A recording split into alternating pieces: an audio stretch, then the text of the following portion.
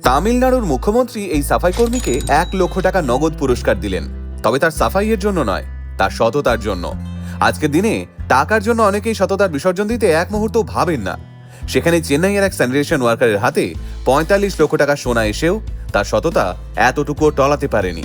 ঘটনাটা 2026 সালের 11ই জানুয়ারির। সেদিনও অন্যান্য দিনের মতো নিজের ডিউটি শেষ করছিলেন এস পদ্মা। চেন্নাইয়ের কর্পোরেশনের এই সাফাই কর্মী প্রায় 21 বছর ধরে শহরের রাস্তা পরিষ্কার করছেন। ঘটনার দিন দুপুর গড়িয়ে বিকেল হতে চলেছে, আর কয়েক মিনিট পরেই বাড়ি ফিরবেন পদ্মা দেবী। ঠিক সেই সময় একটি স্টেশনারি কার্টের উপর তার চোখ পড়ে একটা ছোট্ট বাক্সে। প্রথমে তিনি ভাবেন কারো হয়তো লাঞ্চ বক্স হবে। এমন বক্স হামেশাই লোকে ফেলে রেখে চলে যায়, কিন্তু বক্সটা হাতে তুলে নেওয়ার পর তার মনে এক অদ্ভুত কৌতূহল জাগে। খুলে দেখবেন কিনা সেটা নিয়েও কিছুক্ষণ দ্বিধায় ছিলেন। অবশেষে বাড়ি ফেরার পথে অটোতে বসে বক্স খুলতেই চমকে উঠলেন পদ্মা দেবী। বক্সের ভিতরে যা দেখলেন নিজের চোখেও বিশ্বাস করতে পারছিলেন না। ভিতরে খাবার নয়, ছিল ঝকঝকে সোনার গয়না।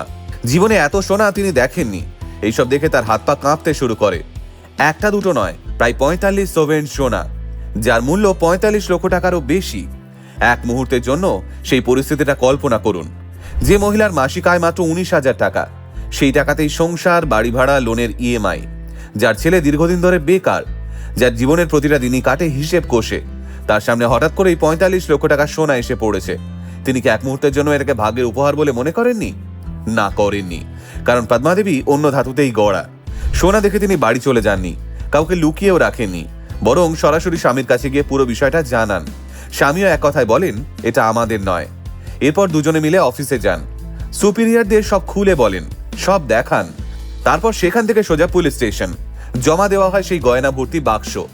এদিকে যার গয়না হারিয়েছিল তিনি তখন প্রায় ভেঙে পড়েছেন। পুলিশকে অভিযোগও জানানো হয়েছিল। পরিবারের বহু বছরের সঞ্চয় হারিয়ে যাবে ভেবে সবাই আতঙ্কে ছিলেন। পুলিশ যখন তাকে খবর দেয় যে গয়নাগুলো পাওয়া গেছে, তখন তিনি বিশ্বাসই করতে পারেননি। পুলিশ স্টেশনে এসে নিজের গয়নাগুলো দেখে তিনি আবেগে কেঁদে ফেলেন। বারবার পদ্মা দেবীকে বলতে থাকেন, আপনি শুধু আমার গয়নাই ফেরত দেননি, আমার জীবনটাই ফিরিয়ে দিয়েছেন। এরপর ঘটনাটা দ্রুত ছড়িয়ে পড়ে গোটা তামিলনাড়ুতে। যে মহিলা 21 বছর ধরে রাস্তায় ঝাড়ু দিয়েছেন, অথচ কেউ তার নাম জানতো না, জানার কথাও নয়। তবে আজ সেই মানুষটাই রাতারাতি খবরের শিরোনাম হয়ে উঠেছেন। টিভি চ্যানেল, সংবাদপত্র, সোশ্যাল মিডিয়া, সর্বত্র একটাই নাম, এস পদ্মা। খবর পৌঁছে যায় তামিলনাড়ু মুখ্যমন্ত্রীর কাছেও। তিনি পদ্মাকে ডেকে পাঠান, সম্মানসূচক শাল পরিয়ে সংবর্ধনা দেন এবং 1 লক্ষ টাকা পুরস্কারও তুলে দেন তার হাতে।